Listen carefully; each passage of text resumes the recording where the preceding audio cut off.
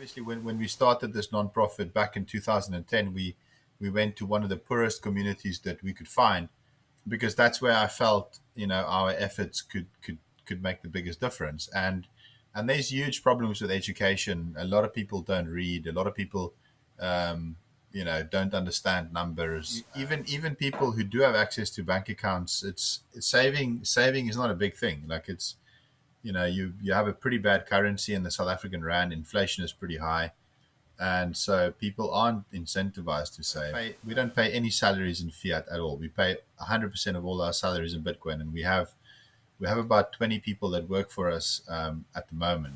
We try and build a circular economy to try and encourage the medium of exchange side, but also to encourage, because a lot of the people we work with, the only way for them to learn to understand Bitcoin is to use it on a daily basis. Today you can do the same thing, but now you're killing two birds with one stone. As the donor, I can go to you and I can tell you, well, not only is your money paying for the new surfboards and for the coaches' salaries, but at the same time, you are helping to drive the adoption of Bitcoin globally. And so you're actually supporting two charitable causes at the same time. Guys, welcome back to another show today. I'm here with Hermann, which is founder of Bitcoin Ekasi project. How you doing, man? How's it, dude? Yeah, doing well. Thanks for having me. For those that don't know you, do you mind to give us an intro and tell us a little bit about yourself? Yeah, dude. My name is Herman. I live with my wife and two kids in Mossel Bay, which is where the project you mentioned is based, Bitcoin Ekasi. We are about 4 hours east of Cape Town. I suppose the easiest way to visualize where we are is if you look at the African continent and you go as far south as you can. Right on the southern tip of the continent is pretty much where we are. I grew up here. I've been here my whole life. I also lived abroad, all over the place. Not as many different places as you, but I did. I lived in Europe for quite a bit. Studied in Europe as well. I came back to South Africa as a young adult. Just decided I wanted to do something fun, do something interesting. And my wife and I started off on a journey of we started a business and we started a non-profit organization to try and help the community. And the business was also very much involved with the local community. It's a tourism business, so tourism is all about exploring the local environment. So yeah, I've been married 15 years now, and we have two little kids. They drive me absolutely insane, but they're wonderful. How have you discovered Bitcoin? What was your journey into it? I like technology, but I'm not from a computer background or from a financial background at all. I studied philosophy and literature at university.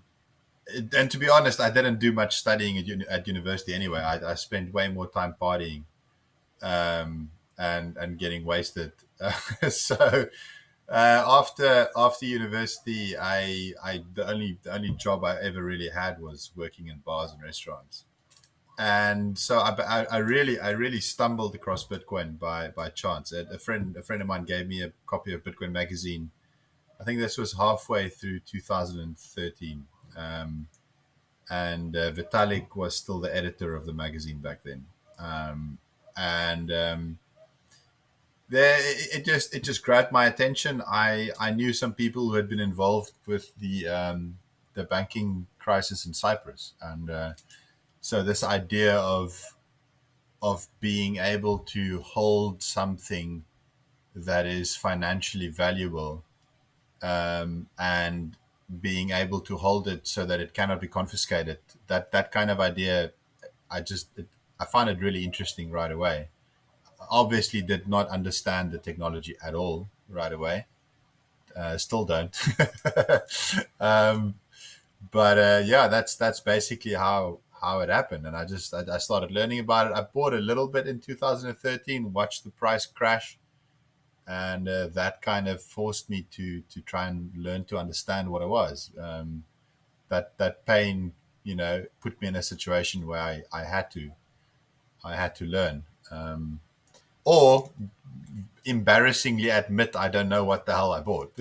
So This is one of the interesting part about Bitcoin that I like a lot, because it's like when you take an airplane. I don't understand how everything works. I don't know the engine, the physics. I don't know how much petrol they need. I don't care, but it works. I buy my ticket, right? So as long as you understand why you are protecting yourself and or you are taking a plane, it's a lifetime journey. Like every time I look into some stuff, I learn something else, something new. yeah, no, it's I mean it's something that I'm confronted with on a daily basis because I the project that we're building, there's just no way that everybody involved in this project will understand Bitcoin on a deep level, and they don't have to either. As long as there's one or two people that drive the project and have a good understanding. So myself and one or two other people have a deep understanding of Bitcoin. The rest of the people just it's basically just using it, like the vast. I mean, I always put myself in a position where I think about all the things that I don't understand, but use on a daily basis. And I don't think we can expect everybody to have a deep understanding. But I wanted to have a deeper understanding when I watched that price drop in 2013, because I wanted to rationalize to myself why I had to go through this. But that's a personal choice. It's not something that anybody has to do. And I would like to talk about what you're building because it's super interesting. So, but before we dive into it, I think we might have to zoom out a little bit and explain what is a circular economy, because I think some people might have a difficulty in understanding. So maybe we can start from there. I guess a Bitcoin circular economy is it's a bit of a misnomer. So you're not really building a circular economy in the classical sense of that word, where everything flows in a circular fashion. It's more just a name, and the name refers to the idea that you're trying to encourage people to spend Bitcoin locally as far as possible. Um, so you can spend Bitcoin in a number of ways today. I mean, when I travel for conferences, I buy my plane tickets with Bitcoin. There are websites where you can buy that, but obviously that's not really a circular economy, because the sats are going to God knows where on the other side of the planet. I don't know where those sats are going. So the idea with the circular economy is that you spend your sats in a place where you know where those sats are going, and it stays within that local community. And the reason you do that is so that you can try and push up the percentage of transactions that happen in Bitcoin in that local economy, and try and lower the percentage of transactions that happen in fiat in that local economy. If I buy my plane ticket with sats, I don't know the people who run the website. I can't go and encourage them to use those sats without converting to fiat. I have no control over where those sats are going. I have no influence whatsoever. So the circular economy is really just trying to build that local circular flow of sats, so that you can spend the sats at your local corner store, but at the same time encourage the owner to not convert the sats to fiat, but maybe either save it, or then themselves go and spend those sats at their neighbor who they buy, whatever else from. Or that's basically the idea. And obviously you would want to do that, because at the end of the day, I mean, I know there's a huge debate around this. Is Bitcoin a store of value, or is it a medium of exchange? I think it's obviously both. I think it obviously has to be both. I don't think there's any value in holding something as a store of value if you don't also intend to use it as a medium of exchange eventually. Maybe not today, maybe next year, maybe in 5 years from now, but you wouldn't be holding it if it had no value as a medium of exchange. That's why it's a store of value. So you gotta have both sides of the coin. And so we try and build a circular economy to try and encourage the medium of exchange side, um, but also to encourage, because a lot of the people we work with, the only way for them to learn to understand Bitcoin is to use it on a daily basis. We work with people who can't read, who can't count, who don't understand numbers, but we want them to have exposure to this beautiful thing that can enable people to save. And how do you educate someone about Bitcoin if you can't give them a book or a film or explain the technicalities? How do you teach them to trust this system, so that they can eventually use it to save? Well, you can get them to spend on a daily basis. You can get them to use it on a daily basis, and in so doing, they will eventually learn to trust the system, and they'll use it to start saving. So that's some of the reasons why you would want to start a circular economy. I was looking forward to our chat because I've been, like I said to you, I've been following you, watching your content, and super excited about what you guys are building from like no community to community. Have you done it progressively? You started with friends and family. How did it kind of expand it into what it is now?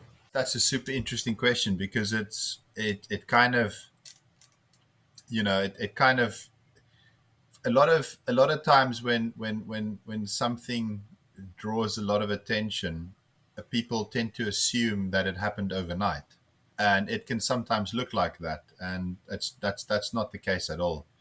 I mentioned earlier that the only proper job I had was working in bars and restaurants, and that was until my wife and I started our tourism business, which we still have, and that was in 2010.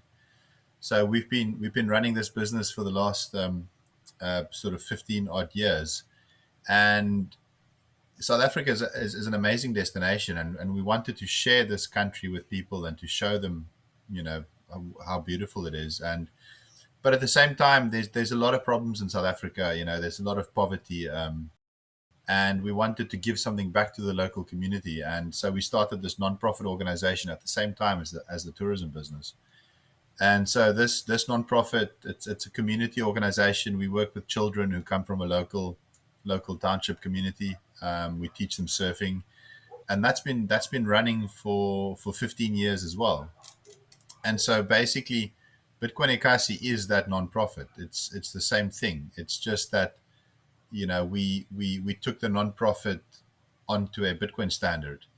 So the charity organization was always on a fiat standard.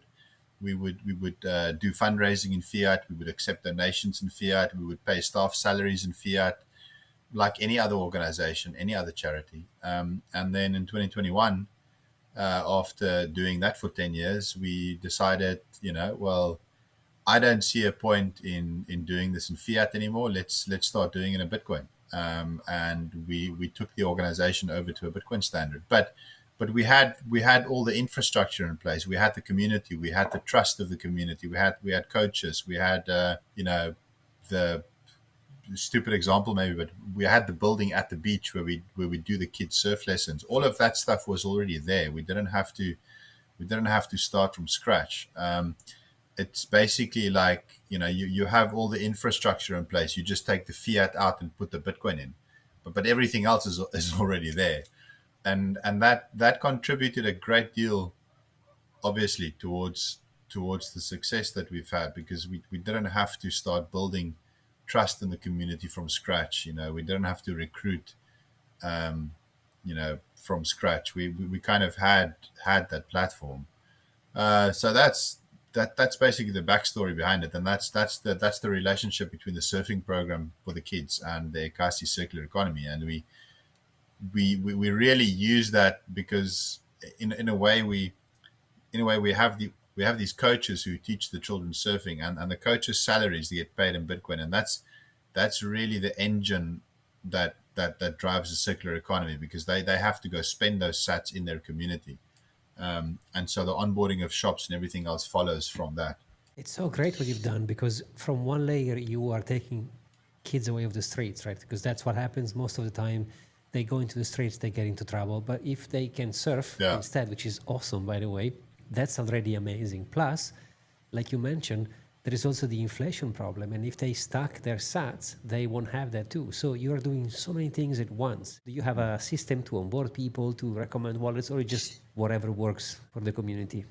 There's so many wallets today. Like when we started, the options were very limited, really. Like 2021, Lightning was still pretty new.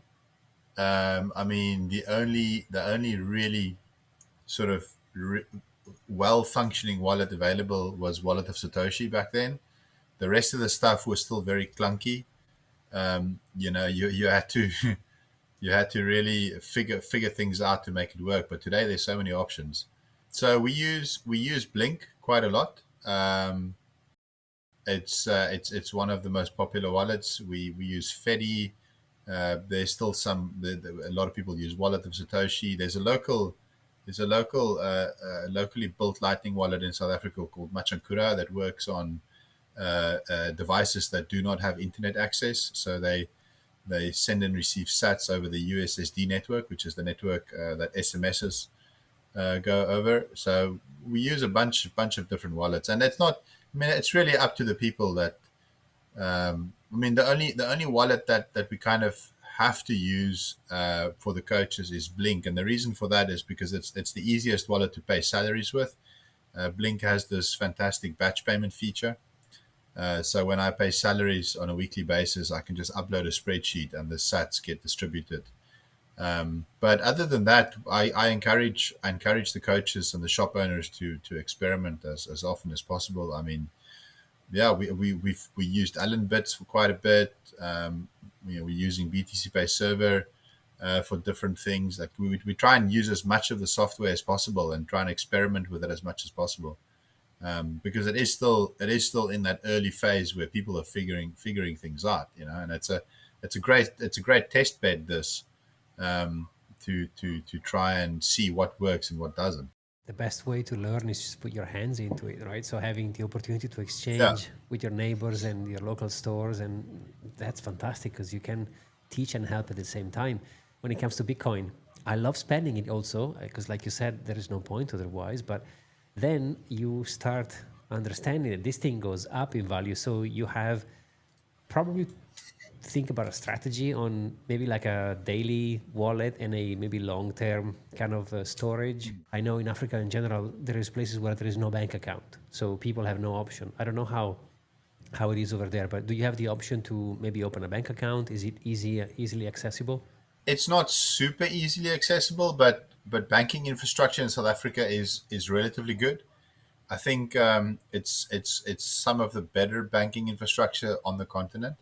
I'd say so. In South Africa, the numbers vary, but the best estimates I could find says that about 30% of the population is unbanked. Um, so it's not the majority, but it's a significant minority of people that do not have bank accounts. We have a very well distributed cash machine network. So there's cash machines where you can withdraw cash and receive cash from somebody else who has a bank account, even if you yourself don't have a bank account. So it's quite like let's say, for example, I have a bank account. I can send cash to almost anyone in the country because there will always be a cash machine somewhere close to them. And I initiate that on my end on my internet banking profile, and they receive a PIN number on their cell phone, which they can go to the ATM and withdraw the cash. So it's quite well developed in that way. We don't have mobile money here. Mobile money is very popular in the rest of Africa, but in South Africa, it never really took off. It's one of those things where like you were talking about the way that you learned to do the podcasting. You put your hands in the dirt and you just learn and you figure it out. And that's kind of our approach as well, because we really do. I mean, obviously when we started this nonprofit back in 2010, we went to one of the poorest communities that we could find, um, because that's where I felt our efforts could make the biggest difference. And there's huge problems with education. A lot of people don't read. A lot of people, don't understand numbers.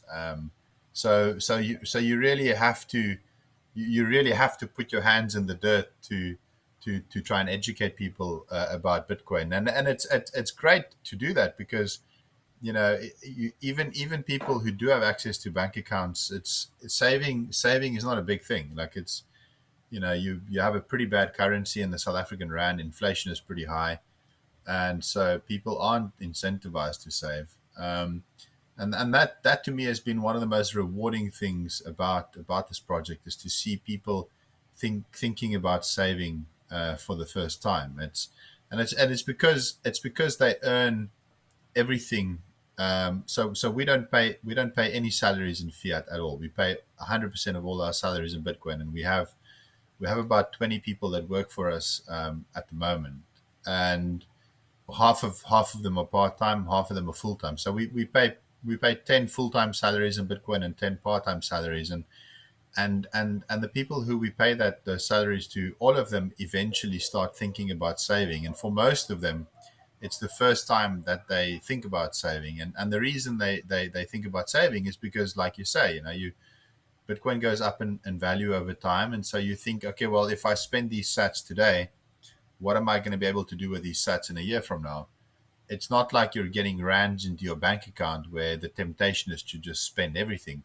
You're getting sats into a Bitcoin wallet where you can see the price of the sats going up or down. So the temptation is there to spend it, yes, but also to not spend it, because after some time you begin to understand what you can do with those sats if you keep them. So it's a fantastic transformation to watch happen, and I'm really excited when I see people thinking and planning for the future, and change their, because that's ultimately what it comes down to. You gotta change the mentality of people if you really want to help them. The balance is always in the middle, right? So if you are someone who's always attached to their Bitcoin, I will never spend my Bitcoin. That's not healthy, I don't think. At the same time, it's not healthy to leverage maybe a trade with, I don't know, 50x, So yeah, I know this is going up in value. I know I'm spending it for things that they matter to me. And that could be different things for different people, right? So I don't judge, I don't care. But I think there is a healthy middle in between. And this is how I live my life. Everything I have is in Bitcoin. I don't think in fiat, but I do have a portion of my portfolio which is fiat because I have to pay rent, I have to pay things, gas for my car, actually motorcycle, and all these things. So you have to have a plan. Okay, when do I sell? There are moments in which it's more convenient because Bitcoin moves. I mean, specifically now, we've seen a bunch of, in the past few weeks, we've seen a difference in price. Do you monitor the price and sell strategically, or you just, whenever you need something, who cares, you sell into fiat? What's your approach? Me personally, not really. No.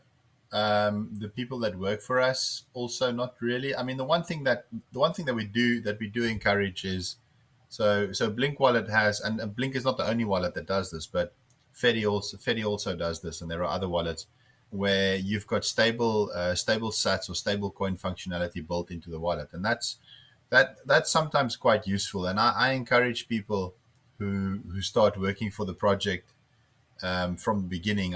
In the beginning, I encourage them to just use the stable sats or stablecoin feature in whichever wallet they decide to use, because you don't want people to feel like they're getting burned from day one. But over time, I I spend what is necessary, and whatever is not necessary, I keep in Bitcoin.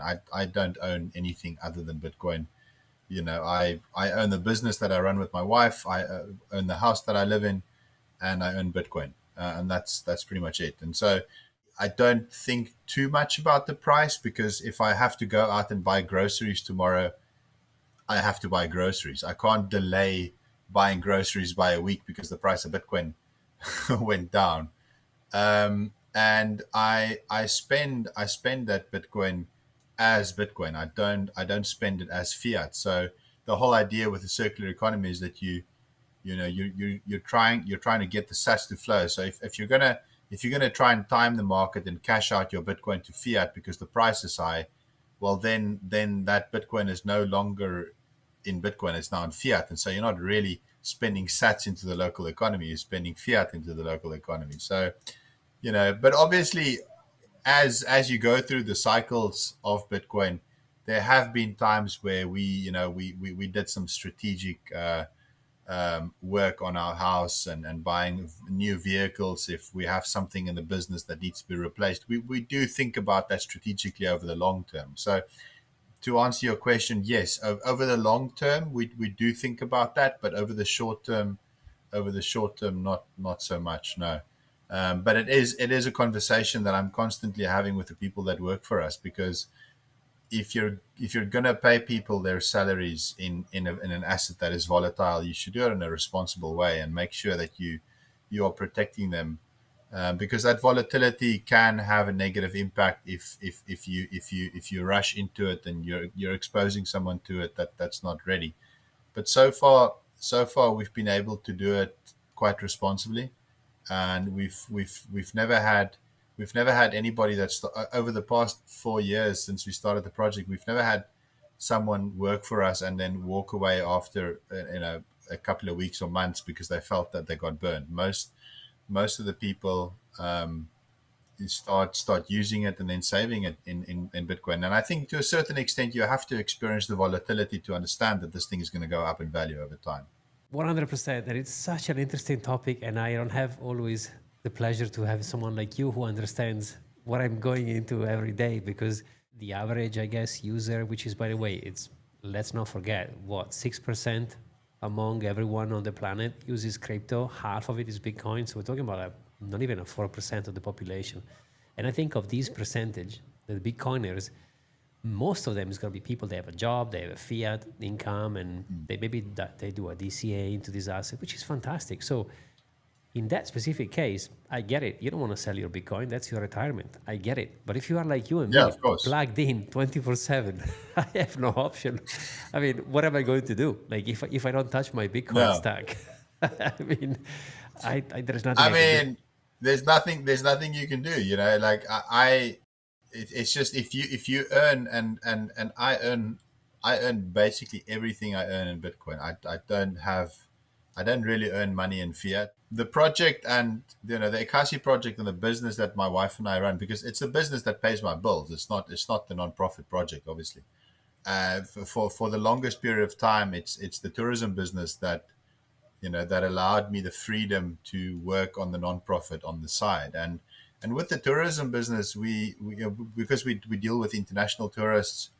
And at one point, we had issues with clients of ours being stuck behind sanctions, and Bitcoin became a way to fix that, and we started doing that in 2015. So and as a necessity, when we started getting payments in Bitcoin, even way back in 2015, when the price was as low as it was, we had to run a business. Like I can't run a business and hodl 100% of what I receive at the same time. And so I sometimes feel a little bit like the Bitcoin pizza guy. What's his name? Laszlo.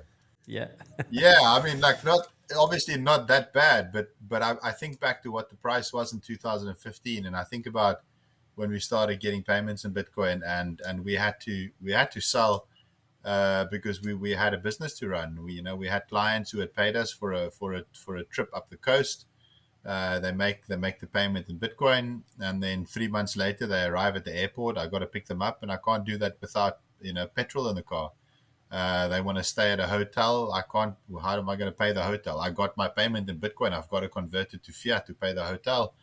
So to me, it's just always made sense that if you're going to receive everything you earn in Bitcoin, of course you're going to have to spend some of it. How else? It's only it's like you say. It's only if you have a job where you earn fiat and you're converting that fiat to Bitcoin, and that's your investment, that spending is not going to make sense to you. But if you're getting the Bitcoin as payment, and the vast majority of what you get is Bitcoin as payment, then of course you're going to have to spend it. It's just how else you like yeah Exactly. And to be honest, I don't feel bad either. Like I'm getting paid in Bitcoin. Everything I have is in Bitcoin. So I have honestly a very embarrassing position in fiat, which is really embarrassing, which is really low. And and that's how I decided to live my life. That's why I'm in Dubai, because it's convenient, because I don't pay taxes on it. But besides that, I don't get mad on the fact that whatever I've done, whenever I fly to a conference, 5 years later, it would have cost me. I don't care. I'm actually happy, because that's actually a good problem to have, because it means that our stock is going up. So, and like I said, you have to be. That's why I'm so excited to have you here, because unless you are plugged in 100%, it's actually difficult to explain to someone who is not. yeah no, absolutely. I mean, one of my kids is using a tablet. It's a Samsung Galaxy tablet that I bought with Bitcoin 5 6 this must have been 6 years ago. And I mean, I could probably buy a car today if if I had just hodled that Bitcoin. But the thing is, like, back then, I really needed a tablet. It was part of the business. We were on the road. We're constantly taking photos of people surfing. They want to see that photos right then and there on the beach. It was a business investment, into a piece of hardware that we needed to run the business at that time. And even back then, everything I had was in Bitcoin. So how am I going to buy this tablet? I'm going to have to buy it with Bitcoin. And it's one of those things that and the funny thing is that you can actually make that argument in another way, which is that, well, if you're hodling your Bitcoin but you're spending your fiat on stuff today, you could have spent that same fiat on buying more Bitcoin. So you can't tell me that, okay, maybe I was stupid to buy that tablet back in whenever it was. I think it was 2018 or whatever. Maybe I was stupid to buy that tablet with Bitcoin, because I should have hodled that Bitcoin, because it was like, well, I could say the same thing, because if you bought a tablet for fiat in 2018, it was also stupid of you to buy that tablet for fiat, because you could have bought Bitcoin with that money. So it's to me, it's just a stupid argument. It doesn't make sense to say that, you made a mistake by spending your Bitcoin when the price was so low. Well, whatever you spent in fiat that was not spent on Bitcoin, by the same logic, was the same mistake. So I don't know. To me, that whole debate about spending doesn't make sense. I earn Bitcoin, I save Bitcoin, and I spend Bitcoin. I don't see why I can't do all three. I mean, I do all three of those at once, and everybody that works in the project does it, and it's fantastic. It's great. It's such a it's such an eye opening experience for me personally, also, to have seen people actually learn to understand um, Bitcoin. And it's not learning to understand in the same way that you and I maybe understand it, reading books and whatever, but it's learning to understand it in a different way. You can, without knowing the technicalities behind, UTXOs and how nodes run, and hash power on the mining network and blah blah blah.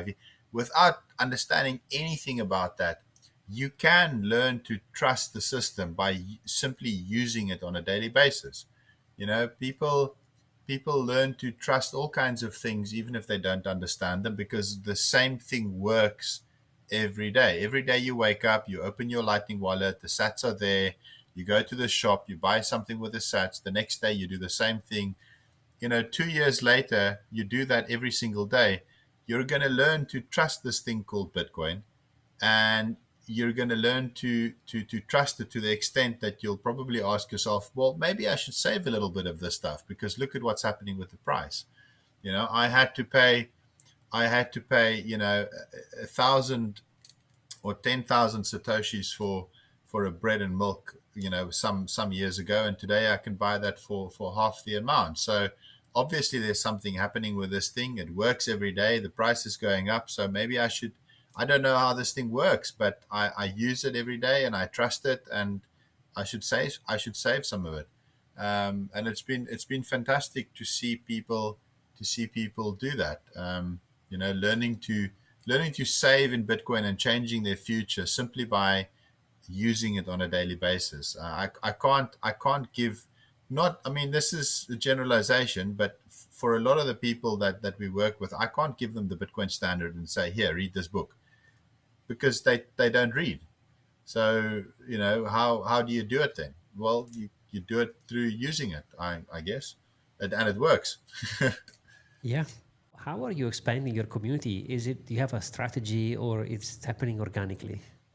We have it's always been a donation based nonprofit. The Surfer Kids has always asked for donations from corporate sponsors, individuals, other community organizations. We used to do that fundraising in fiat, um, and now we've simply switched over to doing fundraising in Bitcoin.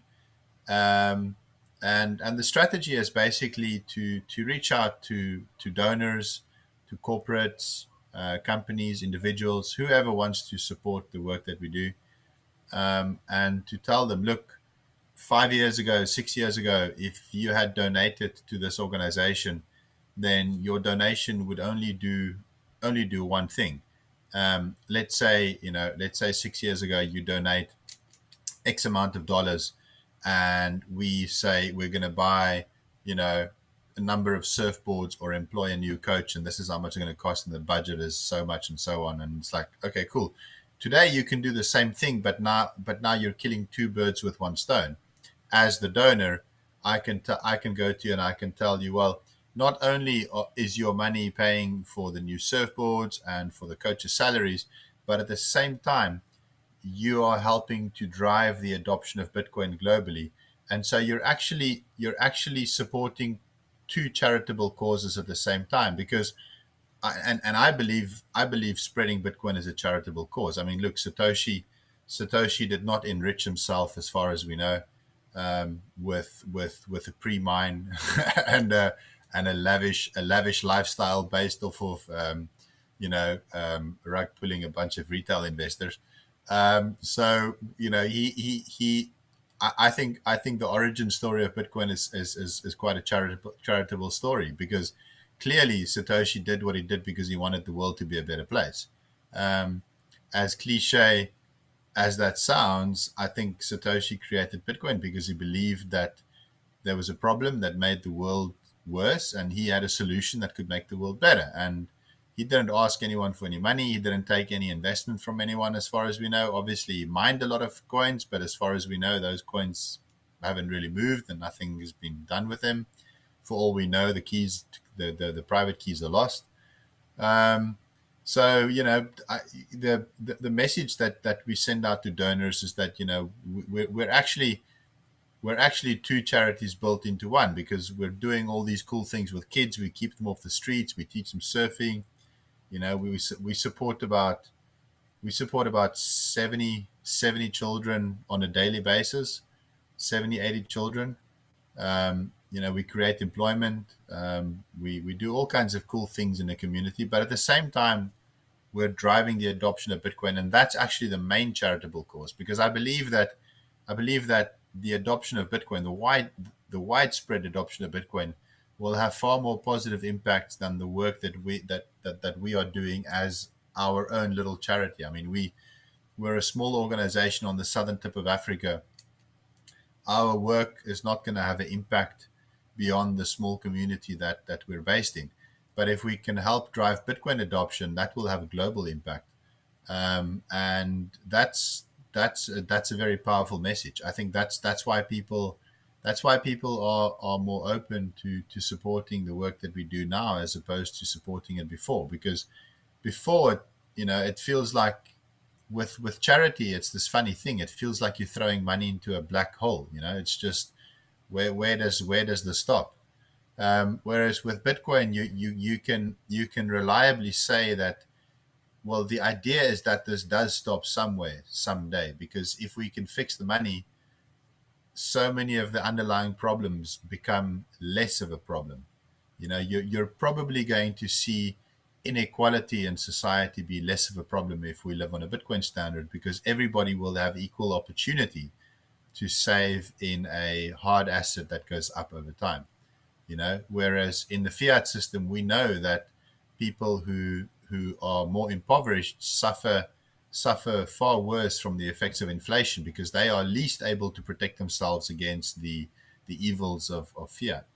And so that's basically our strategy. We raise funding through the donations from corporates, individuals, and we are 100% fully reliant on donations. It's a donation based charity organization. It always has been, and I don't think we'll change that.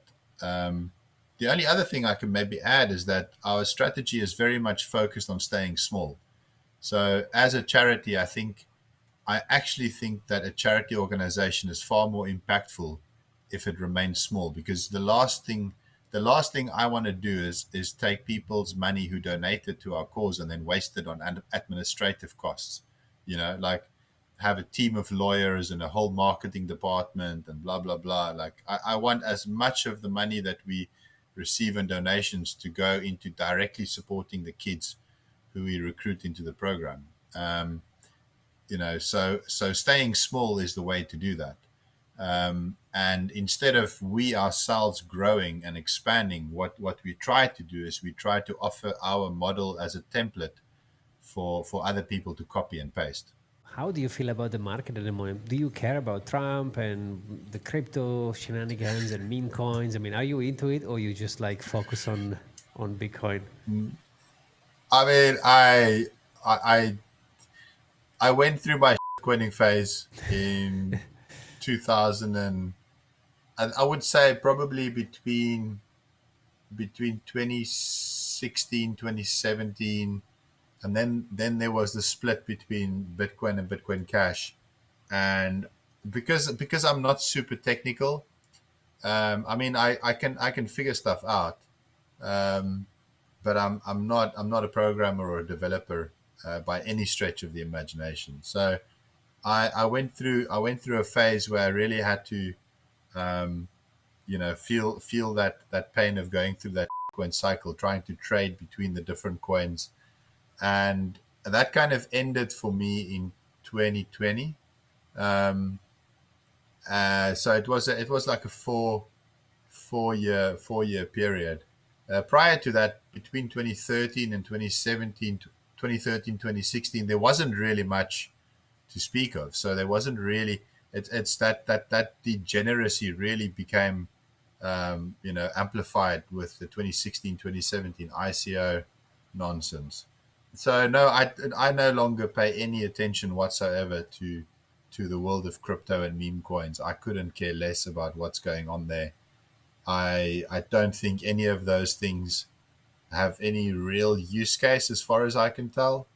I don't see it being adopted. I mean, I've visited as many real world communities as possible. And everywhere I go, I see people adopting Bitcoin for real world adoption. That stuff to me is always like it's for people who have too much time on their hands, playing in the cloud. As far as I'm concerned, I've got my feet on the ground and I've got my hands in the mud, and I don't have time for it. So, you know. That's fair Um, enough. Yeah.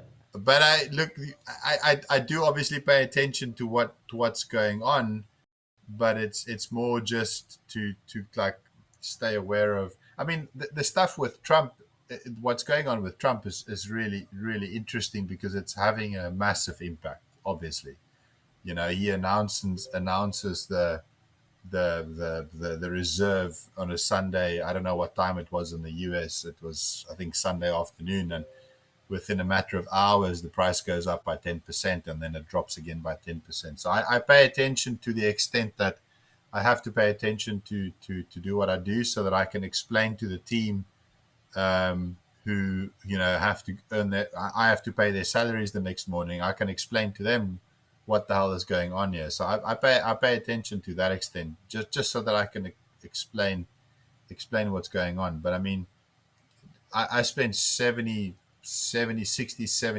of my time I spend talking to people who have never left this community. They've never left South Africa.